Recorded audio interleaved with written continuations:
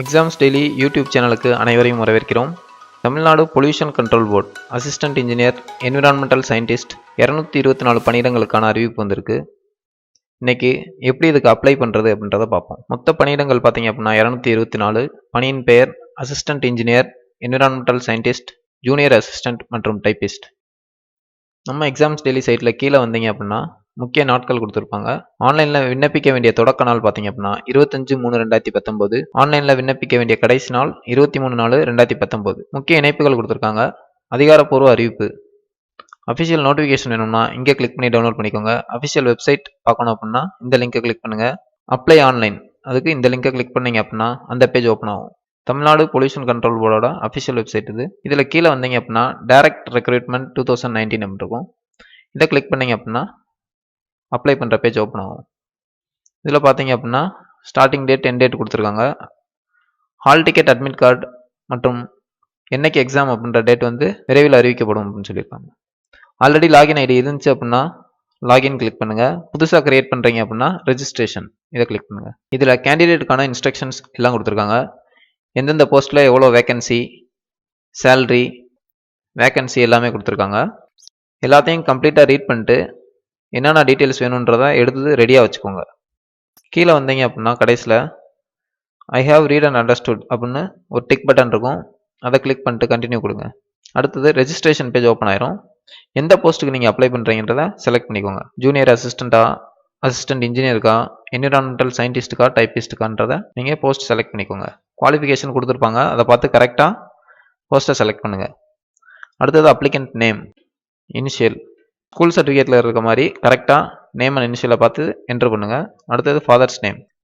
அடுத்தது ஜெண்டர், மேலா ஃபீமேலா டிரான்ஸ்ஜெண்டரான்னு பார்த்து செலக்ட் பண்ணுங்கள். அடுத்தது ரிலீஜியன், எந்த ரிலீஜன் பார்த்து செலக்ட் பண்ணுங்கள்.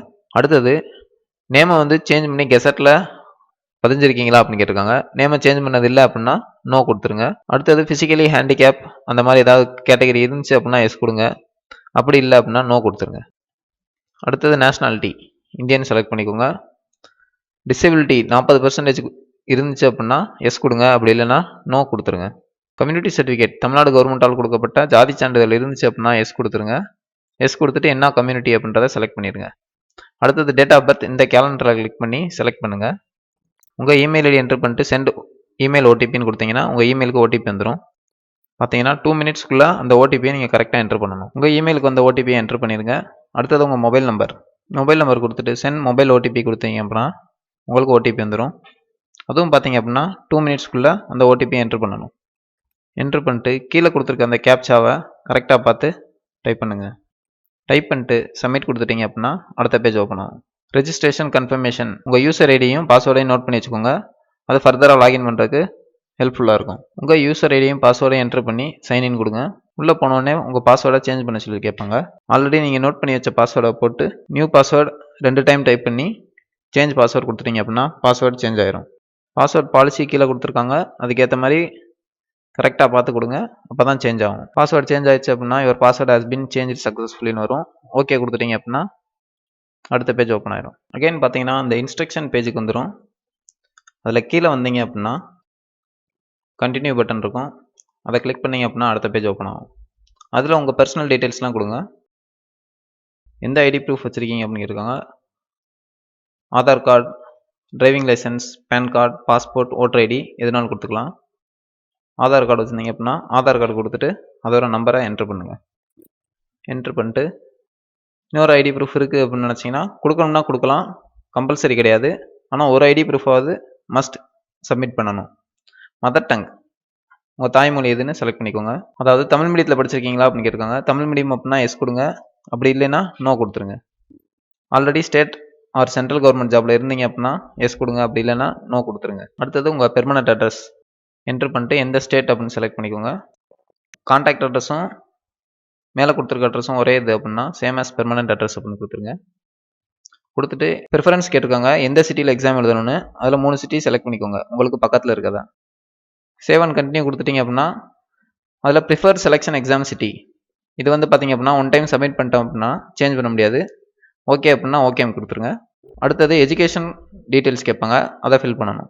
எஜுகேஷன் டீட்டெயில்ஸில் 10th எந்த போர்டில் படித்தீங்க, எவ்வளோ மார்க் வாங்கியிருக்கீங்க, எத்தனை மார்க்ஸ் அதாவது டோட்டலாக எழுதியிருக்கீங்க, சர்டிஃபிகேட் நம்பர், தமிழ் மீடியமா இங்கிலீஷ் மீடியமானு செலக்ட் பண்ணுங்கள். அதே மாதிரி 12th கிராஜுவேஷன் அதாவது அண்டர் கிராஜுவேஷன், அடுத்தது போஸ்ட் கிராஜுவேஷன் பிஜி டிகிரி, அதையும் எல்லா டீட்டெயில்ஸும் ஃபில் பண்ணிட்டு சேவ் அண்ட் கண்டினியூ கொடுத்துட்டீங்கன்னா அடுத்த பேஜ் ஓப்பன் ஆகும். அதில் உங்கள் image, signature, SSLC certificate, 12th certificate, UG certificate, PG certificate, community certificate எல்லாத்தையும் அப்லோட் பண்ணணும். மேக்ஸிமம் பார்த்தீங்க அப்படின்னா 200 கேபிக்குள்ளே இருக்கணும். இமேஜ் வந்து 10 to 30 கேபி, உங்கள் இமேஜ் வந்து பார்த்தீங்க அப்படின்னா 20லேருந்து 60 கேபிக்குள்ளே இருக்கணும். அந்த ஃபைலை சூஸ் பண்ணிட்டு அப்லோட் கொடுத்தீங்க அப்படின்னா அப்லோட் ஆகி இந்த ரைட் சைடு உங்கள் இமேஜ் வரும். அடுத்தது சிக்னேச்சர் இமேஜ். சிக்னேச்சர் வந்து பார்த்தீங்க அப்படின்னா 10 கேபிலேருந்து 30 கேபிக்குள்ளே இருக்கணும். அப்லோட் பண்ண உடனே ரைட் சைடு நீங்கள் அப்லோட் பண்ண சைன் தெளிவாக இருக்கா அப்படின்னு பார்த்துட்டு 10th 12th UG PG community certificate எல்லாமே பிடிஎஃப் ஃபைலில் மட்டும்தான் சப்மிட் பண்ண முடியும். ஸோ பிடிஎஃப் ஃபார்மேட்டுக்கு கன்வெர்ட் பண்ணி வச்சுக்கோங்க. உங்கள் 10th சர்டிஃபிகேட்டை பிடிஎஃப் ஃபார்மேட்டுக்கு கன்வெர்ட் பண்ணி அந்த ஃபைலை சூஸ் பண்ணி அப்லோட் கொடுத்துட்டீங்க அப்படின்னா ரைட் சைடில் அப்லோட் ஆயிடுச்சுன்னா இந்த மாதிரி காட்டும். அதே மாதிரி அடுத்து 12th சர்டிஃபிகேட்டை அப்லோட் பண்ணுங்கள். அப்லோட் ஆனோடனே ரைட் சைடு பாருங்கள், இந்த இது வந்திருந்தால் தான் வந்து அப்லோட் ஆயிருக்குன்னு அர்த்தம். எல்லாத்தையும் கரெக்டாக கொடுத்துட்டு சேவ் அண்ட் கண்டினியூ கொடுத்துட்டீங்க அப்படின்னா அடுத்த பேஜ் ஓப்பன் ஆகும். அடுத்த பேஜ் வந்து ப்ரிவியூ பார்க்கும்.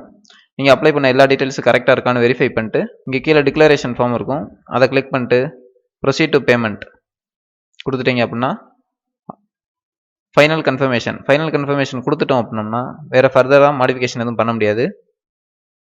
சப்மிட் கொடுத்துட்டோம் அப்படின்னா பேமெண்ட் பேஜுக்கு போயிடும். பேமெண்ட் பேஜில் ப்ரொசீட் டு பே கொடுத்துட்டீங்க அப்படின்னா பேமெண்ட் பேஜ் ஓப்பன் ஆகும்.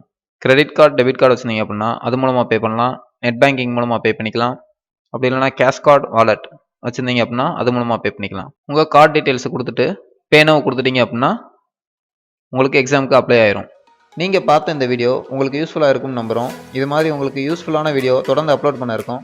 இதை தொடர விரும்பினால் நம்ம எக்ஸாம்ஸ் டெய்லி யூடியூப் சேனலை லைக் பண்ணுங்கள், சப்ஸ்கிரைப் பண்ணுங்கள், மறக்காமல் பெல் பட்டனை கிளிக் பண்ணுங்கள்.